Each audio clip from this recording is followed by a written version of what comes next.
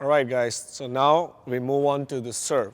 So there are different kind of serves in different kind of formats of the games. So we'll begin with a single serve, which is very traditional high and long service.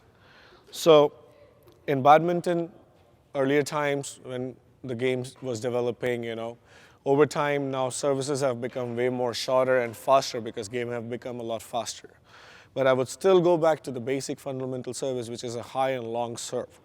So in that serve, what we do is, usually in singles, try to stay 2 steps behind the service line, which is pretty much close to the center of the court.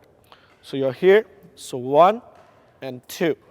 So you stay 2 steps behind the service line, and this will be your position for single service, the high and long serve. So your racket and your bird will be almost in the same height, or it can be a little higher too.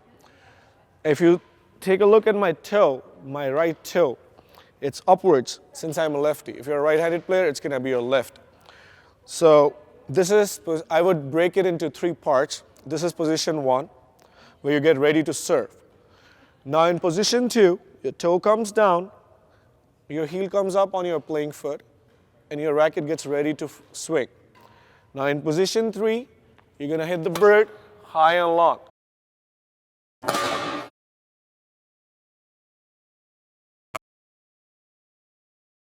So the ideal position for your service, where you hit the bird, is near the service line and the back line in the corner. So this spot right here is a sweet spot for a good serve, because from here, your opponent doesn't really have any sharp angle to any of the corners.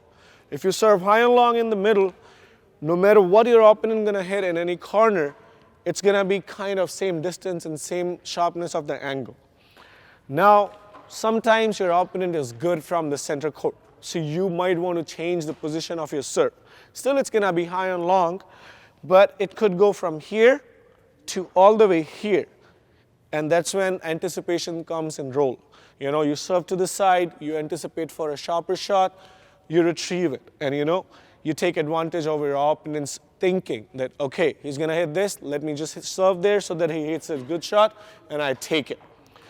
Now I'll show you that second kind of serve. So the first one went all the way in the middle, same action.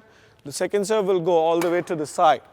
So these 2 kind of serves will help you, push your opponent back in the serve itself. Now, as I said, now these days game is changing. So a lot of people are doing short serves in singles as well. So short serve, we can do it with multiple ways. One of them will be forehand short serve, so that you can deceive them by not letting them know if you're going for a high serve or a long serve. You hold the right position, just like you did the long service, but in the end, you end up doing a short serve. So you change the pace of your racket, in the end, just do a short serve. So that's a short serve. You can do the short serve with the backhand as well. So same thing, we stay a little back since we are playing singles, we got to take care of the whole court by ourselves. So short serve, usually I keep my playing foot in front. You could do this as well. But this helps me to get ready faster after service. So you're going to hold the bird with the feather. You're going to use your thumb. And as I showed in the service chapter, we're going to hold a little shorter grip, which helps us swing your racket better. So you go a short serve. So this is short serve for singles. Now we move on to a flick serve. So when you're ready to serve and you know that your opponent has started reading your serve and he's coming and he's killing you too many times, attacking on your serve itself. So sometimes you shock him, you surprise him with a flick serve.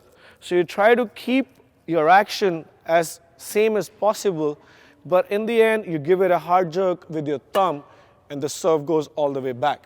So what happens, your opponent is getting ready to come up on you, but the bird goes back and you take an advantage on your serve. So these were the serves for singles. Now we move on to doubles. So in doubles, we try to keep the bird low as possible, because the moment you give it high, the game is so fast, the other person will kill you. And eventually, you're going to have to offense. If you be defensive all the time, you cannot win the rally. To finish the rally, you have to be in offense. So now we're going to move on to the double service. Unlike singles, in doubles, you stay as close as possible to the service line. So while I'm telling you the service for doubles, there are rules, certain rules in doubles, like there is a certain height. Even in singles, those rules apply. So make sure, usually in World Badminton tournaments now, they have an instrument, an equipment, which measures the height of serving person and gives a fault or whatnot. But when you don't have it, try to take an idea with your last rib. So the bird contact should be below your last rib, and your racket head should be below, facing downwards, below your serving thumb. So when you serve, you try to serve as close as possible to service line and as low as possible, close as possible to the net, so that they cannot come and attack your serve. So in doubles, we have different kind of serves. Short serve as well, you can go very soft, or you could go for a serve a little longer, which goes onto the body of your opponent, which enables you to stun them, and they cannot come up on you. They cannot come jump on the net. And then, just like I told you guys in the back serve, there are different points of serving. You could serve in the center of the court, just like I did in the beginning, or you could serve, to distract them all the way to the side. When you serve all the way to the side, when they are ready over here, they're taking your shots all the time here. You suddenly change it, they have to go to the side. That kind of disturbs their momentum, and it's more tactical. So you guys keep on thinking, how do I change my serve?